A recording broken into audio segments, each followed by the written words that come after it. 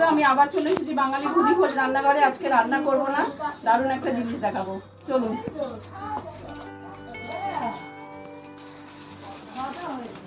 দেখুন, দুটো বাথরুমের মাঝখানে একটু মাটি পেয়েছে, এখান থেকে কত সুন্দর গাছটা উঠেছে, উঠে কত সুন্দর কাঁঠাল হয়েছে। দেখুন, আমার ছেলেকে ওপরে তুলে দিয়েছি কাঁঠাল পাড়তে, কাঁঠাল পেড়ে নামিয়ে দাও।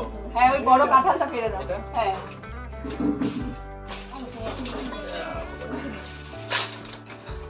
বাহ, কি সুন্দর হয়েছে কাঁঠালটা। কলকাতা শহরে এরকম কাঁঠাল গাছ সহজে দেখা যায় না। দেখুন বন্ধুরা, এটা আমি এখন কেটে দেখাবো। প্রথমে হাতে তেল মেখে নেব, বটির গায়ে একটু তেল দিয়ে দেবো, দিয়ে এবার আমি কাঁঠালটা কেটে নেব। কত সুন্দর কাঁঠালটা হয়েছে, দারুণ।